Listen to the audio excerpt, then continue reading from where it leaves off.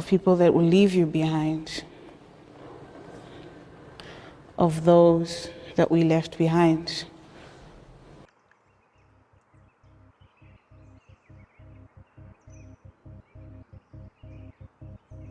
Masquerades when I saw the buffalo and I decided I want to make a mask. So there's this story of the Shinganji that takes people, children more especially for initiation, and swallows it. And what it does is there are those who survive and those who don't. So when I first saw the buffalo and wanted to make a mask from it, I saw it as this buffalo swallowed people, swallowed soldiers of the battalion. But then I realized that I could really use this character as my own, create a persona out of it, someone who's brave, who has a mystery to them about death, who has moments of joy and happiness. A lot. I try and subvert the image with the idea that I have choices, that I have freedom to be mischievous, to be childless at 28, to be, not interested in a man. Also the idea of freedom. Freedom for myself, freedom for Black women, freedom in memory, and in life and love.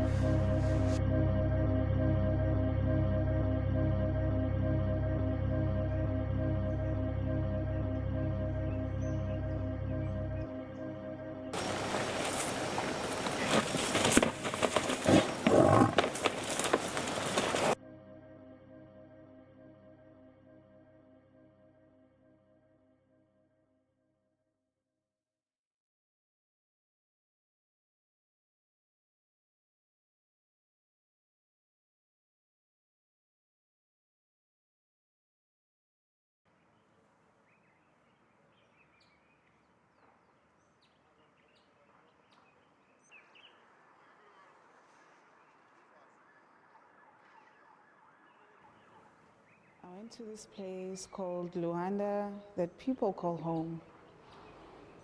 I remember I was excited. I couldn't sleep on the flight.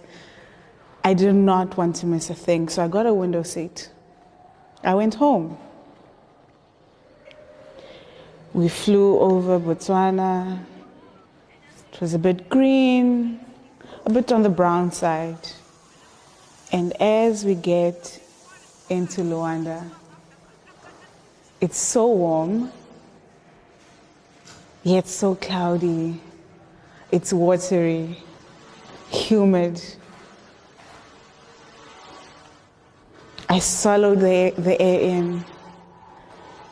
I went home. Polystyrene, the thing for me, it lasts too long, but also you don't want it to look cheap.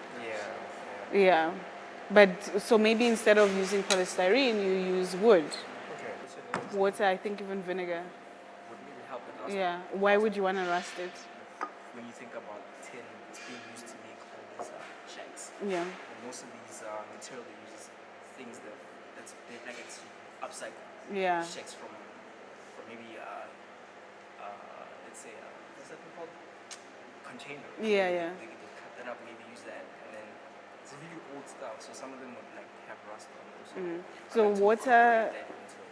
Okay, maybe not vinegar because vinegar cleans out rust.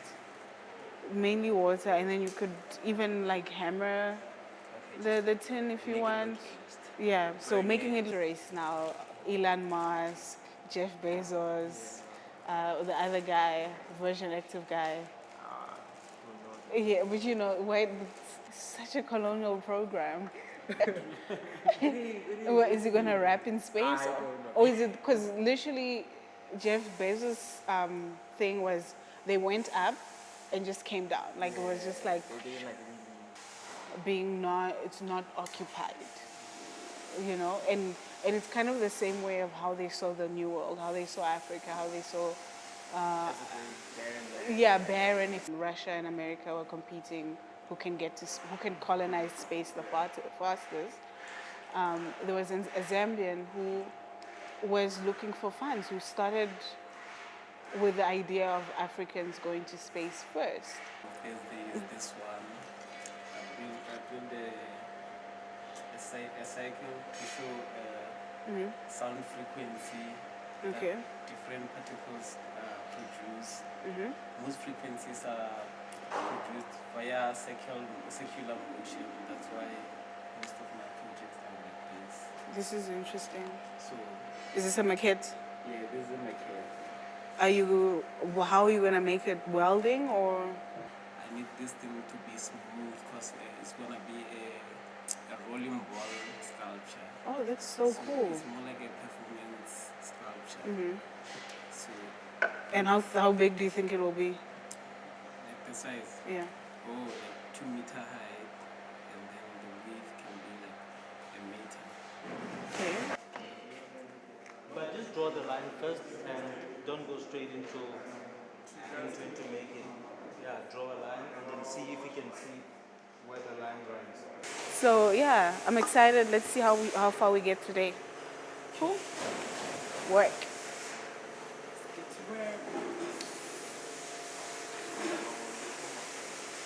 Of the idea of refuge, but the circular shape that most African architecture is based on.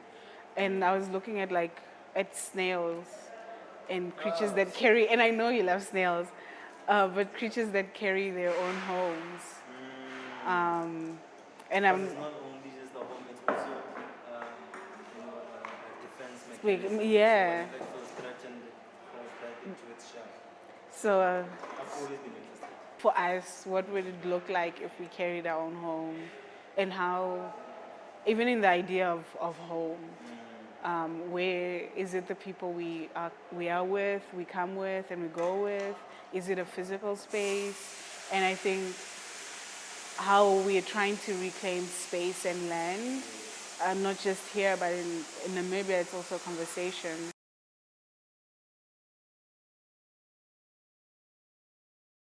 And what do you think about her as an artist? I mean, you know what she's doing, and what do you think about that? Oh, I'm very inspired by her artworks, especially her performance artworks. They're quite interesting, and then they're more spiritual. It's like they talk more about herself. I don't know how to explain it, but then.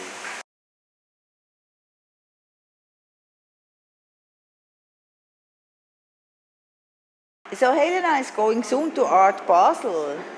Yes. Well, what does that mean for you, like working with her and somebody like going to really to one of the most important shows? Well, I think it's always great to see somebody that you studied with doing great in the industry, and not everybody gets to get the opportunity.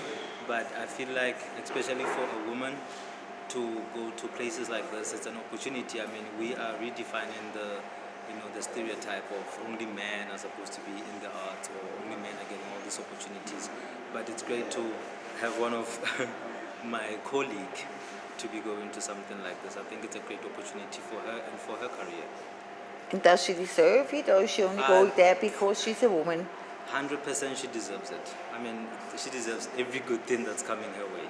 So definitely I think she deserves it. She's a hard worker, determined, and all the great things. So what do you think makes her special? Being her and not trying to be anyone else. I think she has always been true to her identity and who she is and what she wants in life. So her journey, I think it's going to be great because she's true to herself. Resolution worded against South Africa. The American delegate at the United Nations argued that the presence of Cuban forces and Russian advisors in Angola had also added to the tension in the area.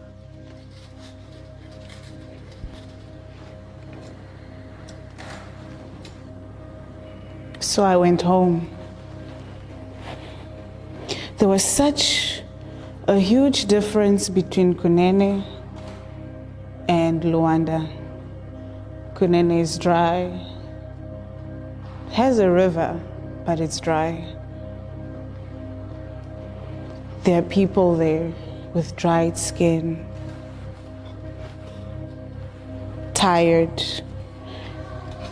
They've seen the harshness of the war, not so much like Luanda, but I went home.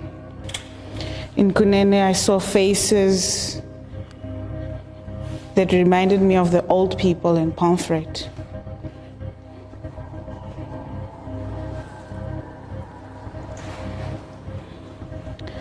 Faces of people we buried,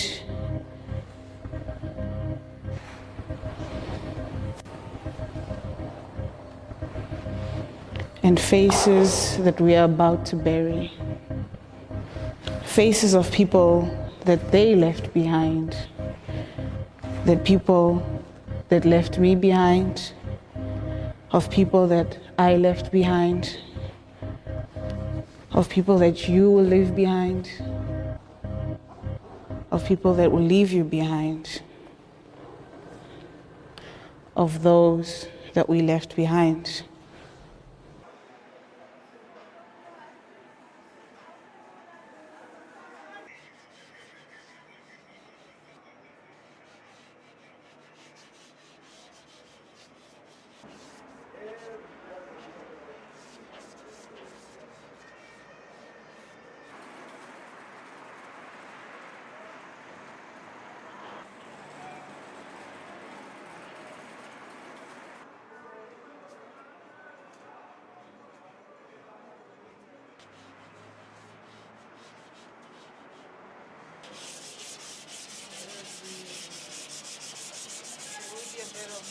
Work for the Art Bible show, but something I enjoy doing, just being able to move the hand without thinking, making marks.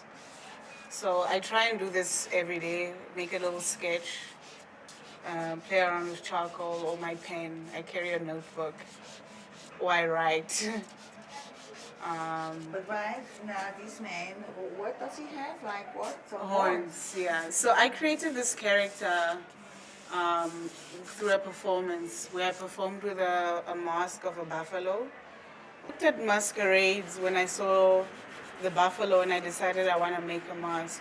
So there's this story of the Shinganji that takes people, children more especially for initiation, and swallows it.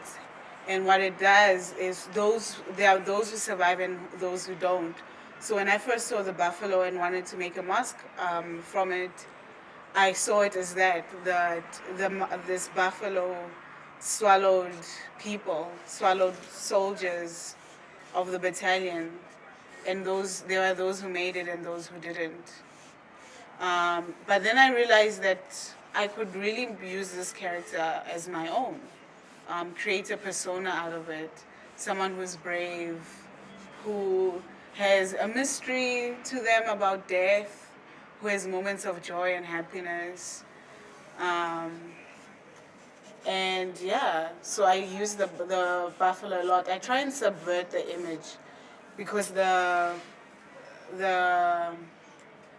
I think Afrikaans culture relies on images of buffalo, this animal that is strong with huge balls, and me being a black woman using it, I like to think I might be irritating someone, so why not? So you think you're subverting it?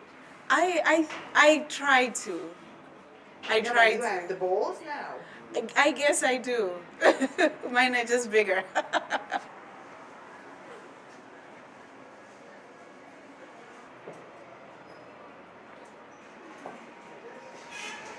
In a lot of the homes in Pomfret, there were always these porcelain vases, porcelain dolls, very much trying to recreate the master's home or white European houses. So I worked with found objects like this one, very classical vase, and I made them objects that are secret keepers. But more especially secret keepers for the women. So this one, it's an image of mine where I'm posing. a friend of mine took pictures of me and he was hyping me up, and I started doing different poses. But I thought this would allow for women to have moments of freedom in their houses when no one's watching, when she's home alone, the kids are at school, the husband's off to work, and she can be free to pose as she likes. So are you posing here on this? Yeah, so this is an image of me. So you also subverted the vase? Yeah.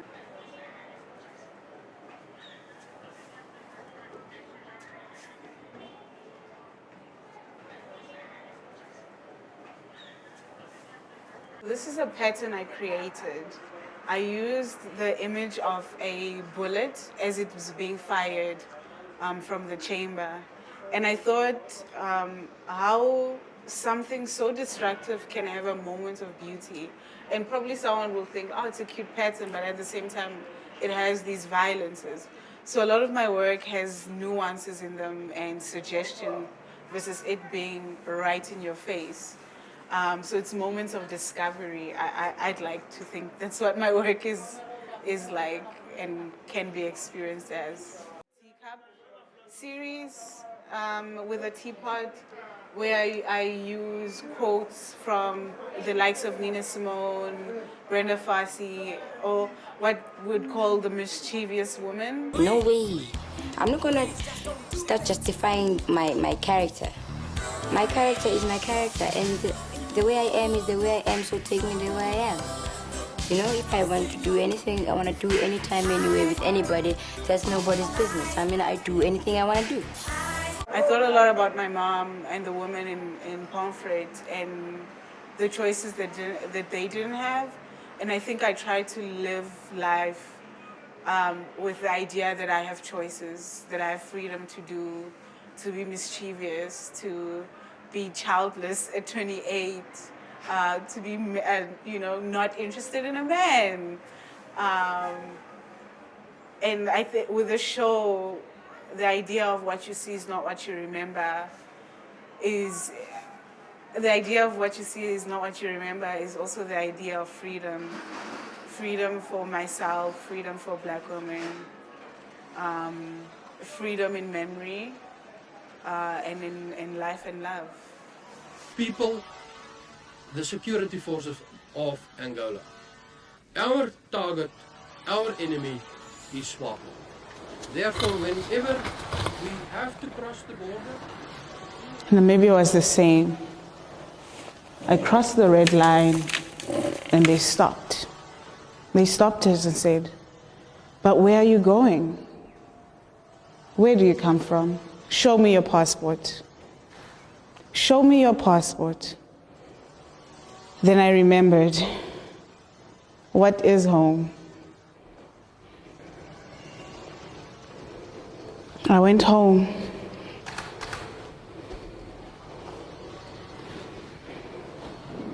I thought of those that were left behind,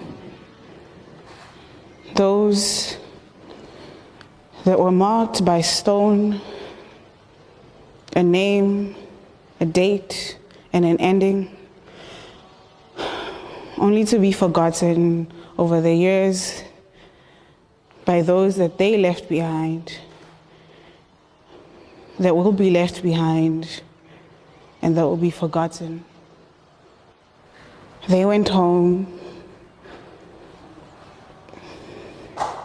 and they left us behind.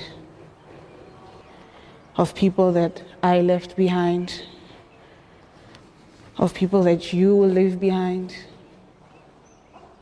of people that will leave you behind, of those that we left behind.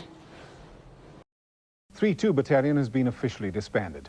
Richard Newton reports that both for present and past members of the unit, it was an emotional occasion.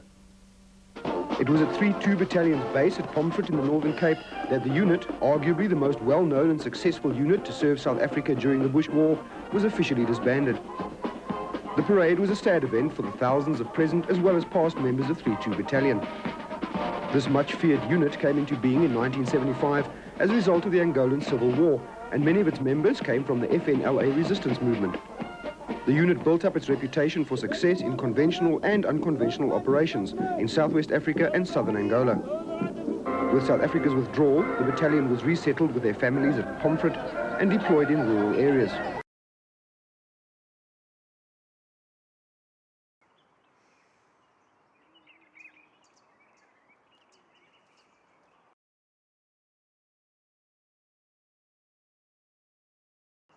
The tree of honor is important to me because I want to dismantle it. I think it doesn't have much honor in it. It's a tree that was cut from the root in the Caprivi Strip in Namibia, and on it was pasted names of people who had died in battle. And I feel like there's so many names omitted because they were killed in the battalion for either defying orders or, there's a story of someone who mistook his own comrades as the enemy, and he shot them and they died. And those names are not there. There are so many names outside who died because of trauma, people who had committed suicide because of the battalion, and their names are not there, let alone the women. The women are hardly mentioned. I mean, we're here in this monument, and there's no mention of women in the monument at all. Maybe what they have portrayed here is women as mother, women as caregiver, and not women as fighter, or in other sense, or women as individual, like they portray the men. When I first started doing research into the work, I always came here to kind of,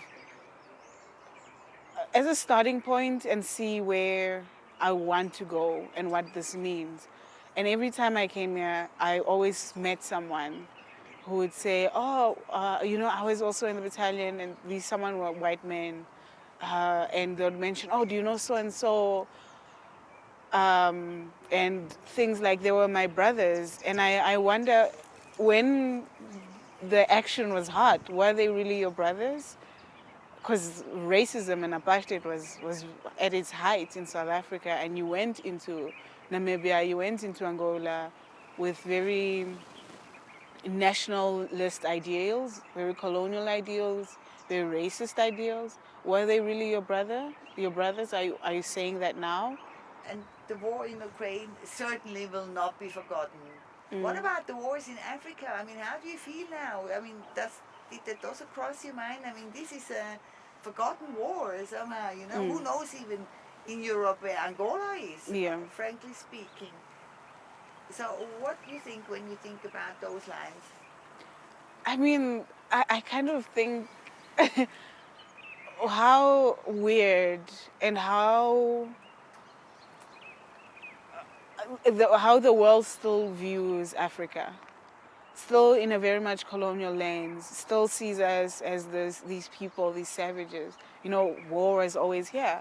War was here because war happened because of Europeans, pumping in.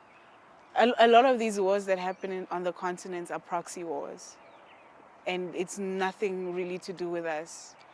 I think a lot of people who are fighting for liberation, who had the hope of a known colonial country, thought that they would see peace and they would live happily ever after, but it didn't happen.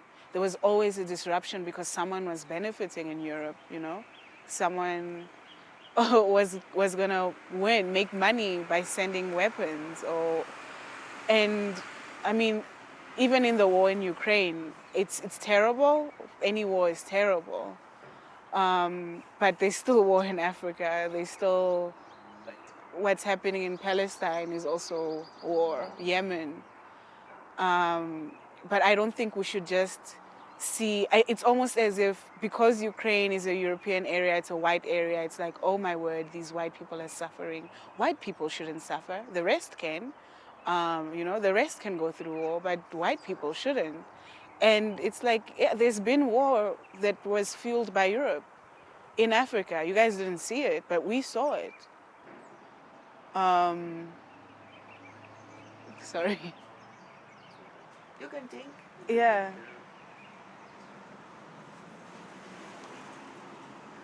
I think my traumas are it's something I don't really share as much. Maybe I do in my work. But my concern is mostly how do Black people do it? How do Africans wake up every day and carry on?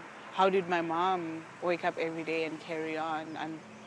And then she finally died, that really changed everything for me, and my perspective on the world. And every time I think about Pomfret, had apartheid not ended, and what the white government could have done with those people, because Pomfret is in an asbestos mining town, a former asbestos mining town. It's far, no one really knows where it is, so they could have done whatever they wished. And I fear to imagine what they could have done, because they've done things in the past. Those are things that form part of my trauma, thinking how do we do it with the things we constantly face every day. I think of the women in Pomfret, in Buffalo, in the battalion, and the partners they had, having to bury their children very young, having to see their friends suffer, having suffered themselves. I don't know. I don't know where I got my strength to carry on. But I just do. I think art has helped me to carry on, to tell stories, and the fact that I wake up every day, it's a good thing. It allows me to carry on the work that I'm doing, and sometimes I don't take it seriously. I was just like, I'm just making, but I think it is important, and there are people who find courage in it. There are people who find it fascinating, and it's a part of history. It's a part of history. It tells the story of people that I deeply care for.